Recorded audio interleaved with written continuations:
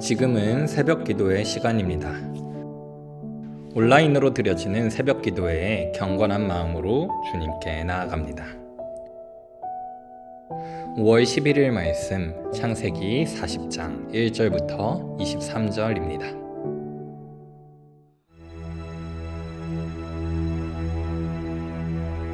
그 후에 애굽 왕의 술 맡은 자와 떡 굽는 자가 그들의 주인 애굽 왕에게 범죄한지라. 바로가 그 두 관원장 곧 술 맡은 관원장과 떡 굽는 관원장에게 노하여 그들을 친위대장의 집안에 있는 옥에 가두니 곧 요셉이 갇힌 곳이라. 친위대장이 요셉에게 그들을 수종들게 하매 요셉이 그들을 섬겼더라. 그들이 갇힌 지 여러 날이라. 옥에 갇힌 애굽 왕의 술 맡은 자와 떡 굽는 자 두 사람이 하룻밤에 꿈을 꾸니 각기 그 내용이 다르더라. 아침에 요셉이 들어가 보니 그들에게 근심의 빛이 있는지라. 요셉이 그 주인의 집에 자기와 함께 갇힌 바로의 신하들에게 묻되 어찌하여 오늘 당신들의 얼굴에 근심의 빛이 있나이까? 우리가 꿈을 꾸었으나 이를 해석할 자가 없도다. 해석은 하나님께 있지 아니하니까 청하건대 내게 이르소서. 술 맡은 관원장이 그의 꿈을 요셉에게 말하여 이르되 내가 꿈에 보니 내 앞에 포도나무가 있는데 그 나무에 세 가지가 있고 싹이 나서 꽃이 피고 포도송이가 익었고 내 손에 바로의 잔이 있기로 내가 포도를 따서 그 즙을 바로의 잔에 짜서 그 잔을 바로의 손에 들여놓으라. 그 해석이 이러하니 세 가지는 사흘이라. 지금부터 사흘 안에 바로가 당신의 머리를 들고 당신의 전직을 회복시키리니 당신이 그 전에 술 맡은 자가 되었을 때 하던 것 같이 바로의 잔을 그의 손에 드리게 되리이다. 당신이 잘 되시거든 나를 생각하고 내게 은혜를 베풀어서 내 사정을 바로에게 아뢰어 이 집에서 나를 건져주소서. 나는 히브리 땅에서 끌려온 자요 여기서도 옥에 갇힐 일은 행하지 아니하였나이다.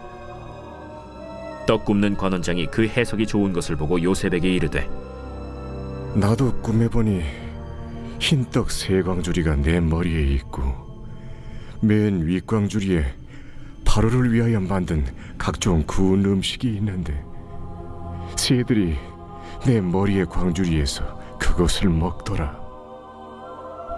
그 해석은 이러하니 새 광주리는 사흘이라. 지금부터 사흘 안에 바로가 당신의 머리를 들고 당신을 나무에 달리니 새들이 당신의 고기를 뜯어 먹으리이다. 하더니 제3일은 바로의 생일이라.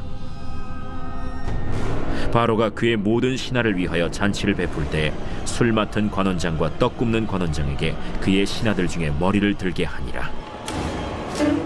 바로의 술 맡은 관원장은 전직을 회복하매 그가 잔을 바로의 손에 받들어 드렸고 떡 굽는 관원장은 매달리니 요셉이 그들에게 해석함과 같이 되었으나 술 맡은 관원장이 요셉을 기억하지 못하고 그를 잊었더라.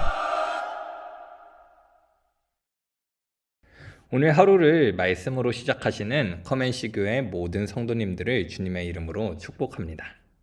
오늘은 여러분과 함께 요셉 이야기를 살펴보고자 합니다.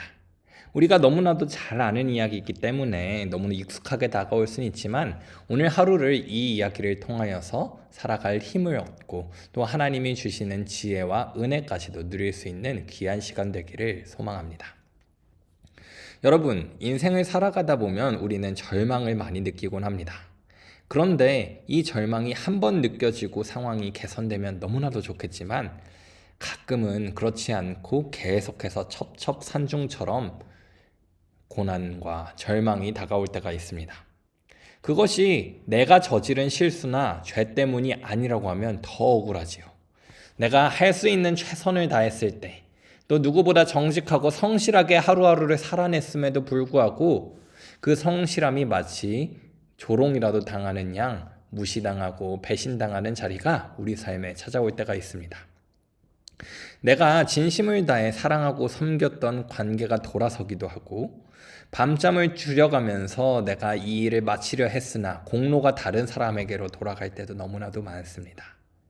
모든 것을 쏟아부었는데 그에 따른 결과가 나오지 않으면 억울한 마음이 우리한테 가장 먼저 찾아오고 이것은 자연히 원망의 대상을 찾게 됩니다. 내가 이만큼 했는데 쟤 때문에 혹은 상황이 안 도와줘서 이럴 때 우리 삶이 참 힘들어질 때도 있지요. 오늘 본문에 나타나는 요셉도 비슷한 상황을 겪고 있었습니다. 무엇을 했습니까? 요셉이 지금 이집트 감옥에 갇혀있다 성경이 기록에 되어 있는데 이 감옥에 갇힌 이유는 보디발의 아내의 유혹에 넘어가지 않았기 때문입니다. 더 적나라하게 말하면 보디발의 아내의 유혹을 믿음으로 거절했기 때문에 하나님께서 칭찬해 주셔도 모자람이 없는 이 상황 가운데 요셉이 어떻게 되냐? 감옥으로 가게 되었다. 이것이 오늘 본문의 배경입니다.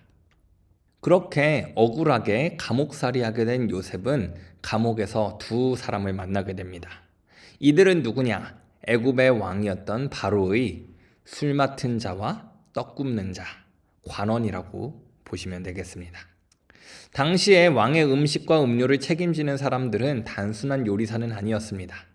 왜냐하면 독살의 위험이 언제든지 있었고 그런 상황 가운데에서 이들은 어떻게 보면 왕의 생명을 지키고 왕의 가장 신뢰를 받는 사람들이었다라는 것을 우리가 생각해 볼 수 있겠죠. 그리고 이들이 감옥에 들어왔다는 것은 애굽 궁정 내부에서 어떠한 일이 있었다라는 것을 조심스럽게 생각해 볼 수 있습니다. 이들을 만났는데 어느 날 이 두 사람이 각각 꿈을 꿨습니다. 이 두 관원장은 꿈을 꾸었는데 뭔가 느낌이 안 좋았던 것 같습니다. 하지만 그들은 꿈을 해석할 능력이 없었습니다. 고대 근동 사회에서는 신들이 인간에게 말하는 통로로 꿈을 사용한다고 생각을 했습니다.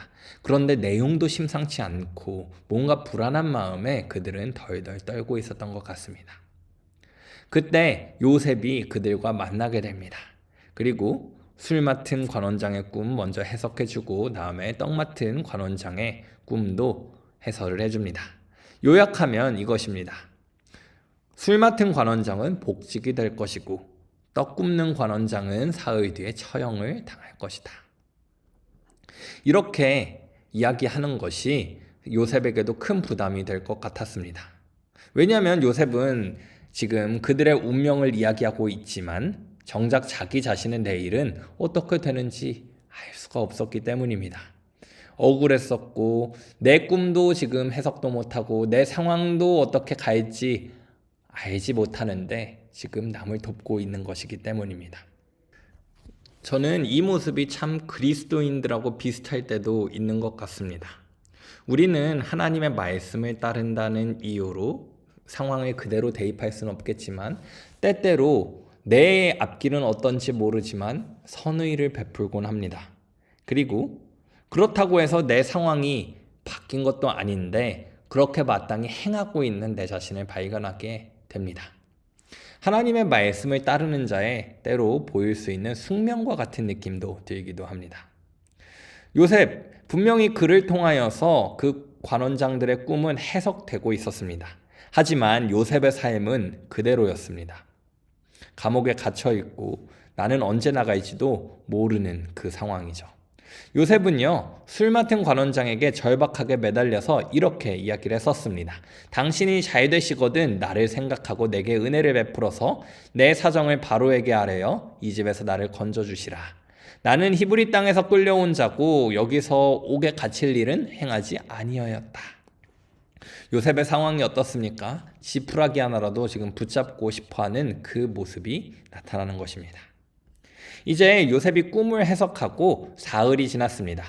요셉이 꿈을 해석해 준 대로 술 맡은 관원장은 복직되어서 바로 옆에 섰고 그리고 떡 맡은 관원장은 사형을 당하게 됩니다. 요셉은 내심 기대했을 것입니다. 이제 술 맡은 관원장이 나에 대해서 잘 말해주어서 내가 이 자리 가운데서 나갈 수 있겠구나. 그런데 23절의 말씀은 요셉에게 전달되진 않았지만 절망을 가져다 주었을 것입니다. 술 맡은 관원장이 요셉을 기억하지 못하고 그를 잊었다. 기억하지 못했다랑 잊었다라는 말은 동일한 의미입니다. 무슨 말을 하고 싶냐면 정말 완전히 잊은 겁니다. 소망을 찾아볼 수 없는 상황이지요. 우리는 살아가다 보면 이렇게 첩첩산중 같은 삶을 살아갈 때가 너무나도 많습니다. 해결될 실마리가 보이는데 그 실마리가 나한테 오지 않는 경우가 너무나도 많기 때문입니다. 우리는 지금 이 본문을 보면서 요셉의 절망을 느껴보아야 됩니다. 어떻게 이렇게 살아갈 수 있지? 얼마나 힘들었을까? 그리고 우리 삶에 투영되기도 하지요. 그런데 중요한 것이 하나 있습니다. 술 맡은 관원장은 요셉을 잊었을지 몰라도 하나님께서는 요셉을 잊지 않았다라는 사실입니다. 그럼 요셉이 이 억울한 시간을 당하고 있는 이유는 무엇입니까?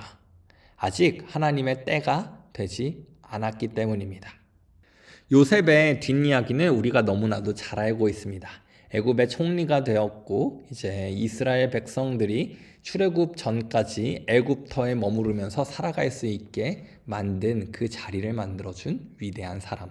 하지만 성경은 요셉처럼 모두가 만사형통하게 끝난다라는 것도 이야기하지는 않습니다.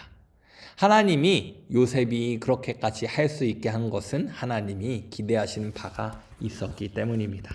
하나님께서 무엇을 계획하셨는지 우리는 다 알 수 없지만 우리의 고통의 순간 가운데에도 하나님이 외면하고 계시지 않다는 것이 중요한 포인트란 것입니다.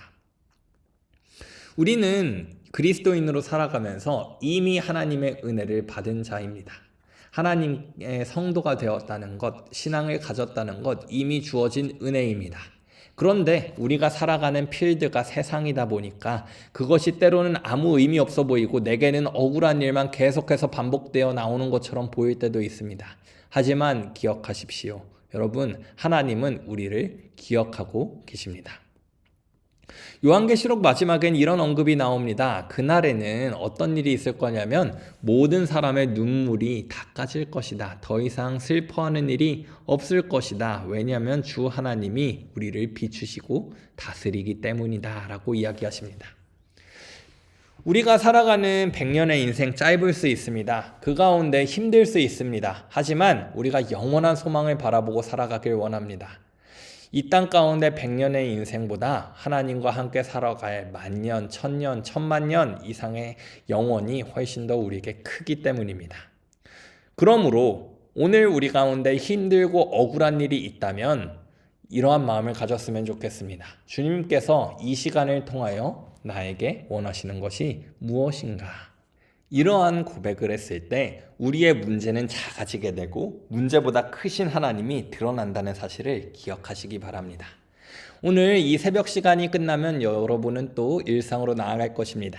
어떤 일이 펼쳐질지는 모릅니다. 하지만 그 자리 가운데 하나님의 뜻을 구하고 묻는 여러분이 되었으면 좋겠습니다. 그렇게 할 때 하나님께서 우리에게 가장 선한 길을 보여주시고 우리를 통하여 하나님께서 이 땅 가운데 이루고 싶은 일들을 놀랍게도 역사하시는 것을 우리의 눈으로 목도하게 될 것일 줄 믿어 의심치 않습니다.